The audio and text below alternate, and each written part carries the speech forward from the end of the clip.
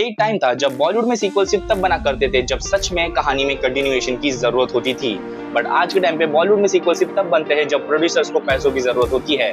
और ऐसे ही recent years में हमने बहुत सारे सीक्वल्स देखे हैं जिनको ऑडियंस ने या तो डिमांड ही नहीं किया था, और किया भी था तो ये उतने भी अच्छे नहीं बन पाए और साथ ही साथ अपने पार्ट 1 की लेगेसी को भी ले डूबे।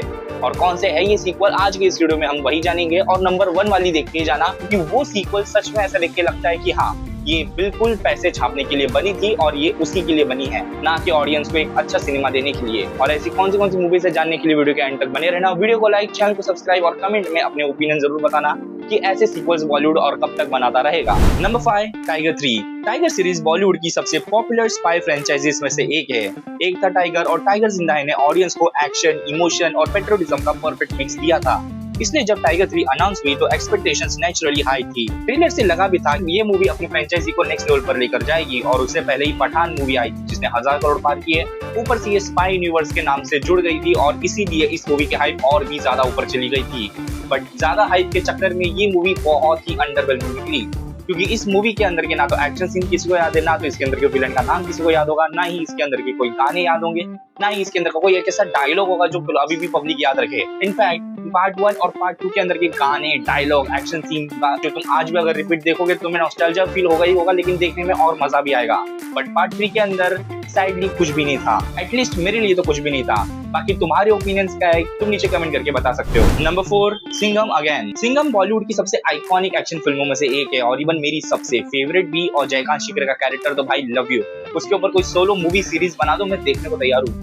लेकिन उसी का जब पार्ट 3 अनाउंस होता है और हमारे अंदर एक्साइटमेंट जरूर होती है कि रोहित शेट्टी है, सिंघम का कैरेक्टर है, अजय देवगन इस रोल के लिए परफेक्ट चॉइस है। जब ये मूवी रिलीज हुई तो मेरा मुंह खुला का खुला रह गया देखिए कि क्या कर रहे हो यार। मतलब इस मूवी के अंदर की राइटिंग तो छोड़ी दो, कैरेक्टर कंसिस्टेंसीज के इतने इश्यूज थे कि इसको यूनिवर्स बनाने का सोचा कैसे किसी ने भी। मैं मानता हूँ कि हाँ, हमें इंडिया में यूनिवर्स बनाना चाहिए, हमें भी हॉलीवुड को टक्कर देनी चाहिए, बट उसके लिए राइटिंग, प्लानिंग, कंसिस्टेंसी रखनी चाहिए अपनी स्टोरी में, क्योंकि इसके अंदर कैरेक्टर इश्यूज इतने सारे हैं कि तुम्हें यूट्यूब पे दर्जनों वीडियोस मिल जाएंगे इसको रोस्ट करने के लिए। मैं उसके ऊपर अपना टाइम वेस्ट नहीं करूंगा। बट जहां तक बात रही इसके अंदर की स्टोरी टेलिंग की, तो मुझे बिल्कुल पसंद नहीं आई। रामायण तुमने स्टोरी तो अडेप्ट कर ली, लेकिन उसकी फील अडेप्ट करना भूल गए तुम लोग। और इसी के साथ पार्ट 3 मेरे लिए एक बेसिक मूवी है, तुम लोग को मे भी ये पसंद आ सकती है बट मुझे बिल्कुल नहीं। Number 3, war 2। वॉर 1 2019 वाली सबसे बेस्ट एक्शन मूवी बोल सकता हूँ मैं उसे उस साल की, क्योंकि उसके अंदर जो स्टाइलिश एक्शन था, ऋतिक और टाइगर का फेस ऑफ, और उसके बाद उसके अंदर का ट्विस्ट लास्ट वाला जो इतना मजे का था कि भाई रिपीट देखना पड़ा उस मूवी को मुझे। और इसी वजह से वॉर 1 एक कंप्लीट फिल्म फील होती है। अगर इसका पार्ट 2 ना भी आता तो भी चल जाता, लेकिन इन लोग की इसमें तो उंगली बहुत की तो इन लोगों ने पार्ट 2 डाल दिया। हालांकि मैं फिर भी उसके लिए एक्साइटेड था, क्योंकि Hrithik Roshan, I am fan boy भाई, मुझे ऋतिक रोशन बहुत पसंद है। लेकिन फिर भी ये मूवी उनको बिल्कुल भी जस्टिफाई नहीं करती। यानी कि इस मूवी में पोटेंशियल था, इसके अंदर एक ढंग की स्टोरी चाहिए थी, ढंग के एक्शन चाहिए थे, ढंग के वीएफएक्स चाहिए थे। अगर सिर्फ ये 3 चीज होती तो बाकी चीजें ऑलमोस्ट इग्नोर भी कर सकते थे कि चलो ठीक है, थोड़ा बहुत लॉजिक नहीं बनाता है, थोड़ा बहुत सेंस नहीं बनाता इन सब चीजों में, लेकिन फिर भी हम लोग डाइजेस्ट कर लेते कि चलो ठीक है, वॉर 1 की इज्जत तो रख ली।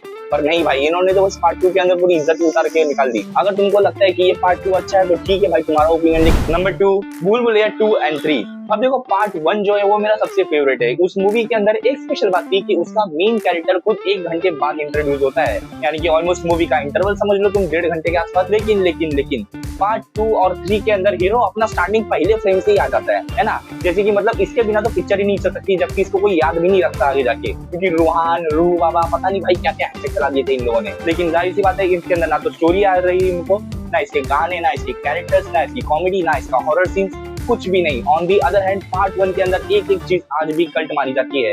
इवन तुम पार्ट 1 उठा के आज ही थिएटर में डाल दो, देखो लोग नहीं देखने गए तो। देखो, पार्ट 1 मेरा सबसे फेवरेट है, और उसके अंदर स्पेशल बात है अक्षय कुमार की कॉमिक टाइमिंग और राजपाल यादव के साथ उनका बैंटर, वो पानी पानी पानी वाला। और उसके बाद रात में जब वो एकदम दरवाजे के पास जाके चिल्लाते हैं ना उस मंजुलिका को, सच में अगर तुमने कभी रात में देखी हो मेरी तरफ तो गांड फट के हाथ में आएगी। लेकिन पार्ट 2 और 3 कभी भी तुम उठा के देख लो, घंटा फर्क नहीं पड़ेगा, डर तो छोड़ो, तुम्हें हंसी भी नहीं आएगी इसके अंदर, क्योंकि इसके अंदर का हॉरर था, कार्तिक आर्यन की एक्टिंग और कॉमेडी की इसके अंदर की स्टोरी। तुम्हें क्या लगता है नीचे कमेंट में जरूर बताना। Number 1, border 2। देखो, बॉर्डर 1 मूवी मेरी सबसे ज्यादा फेवरेट है, क्योंकि उसके अंदर के कैरेक्टर्स, उसके गाने, उसके एक्शन सीन मुझे बहुत पसंद है। बट पार्ट 2 के अंदर इसका कुछ भी नहीं मिला मुझे, क्योंकि पार्ट 2 के फर्स्ट हाफ के अंदर तो फिर भी हमें थोड़ा बहुत अच्छा देखने मिलता है कि ओके कैरेक्टर राइटिंग से, इसके अंदर कैरेक्टर्स कन्वर्सेशन कर रहे हैं, ना कि गला फाड़ के चिल्ला रहे हैं। वो मुझे देख के अच्छा लग रहा था। और वरुण धवन सीरियसली पूरी मूवी के अंदर अच्छी एक्टिंग की उसने। बट जब मूवी की राइटिंग ही खराब हो तो बंदा अकेला कितना ही झेल लेता। जाहिर सी बात है ये मूवी उतनी भी बुरी नहीं है, लेकिन अच्छी कहीं से भी नहीं है कि तुम इसको जाके थिएटर में ही देखो। मैं तो बोलूंगा ओटीटी पे भी मत देखना इसको, क्योंकि जाहिर सी बात है बॉर्डर 1 को लेकर जितनी भी अच्छी मेमोरीज है सबको खराब करने का काम करती है। सेकंड हाफ के अंदर तो लिटरली ब्राइटनेस ही कम कर देते ताकि तुम्हें कमियां नोटिस ना हो।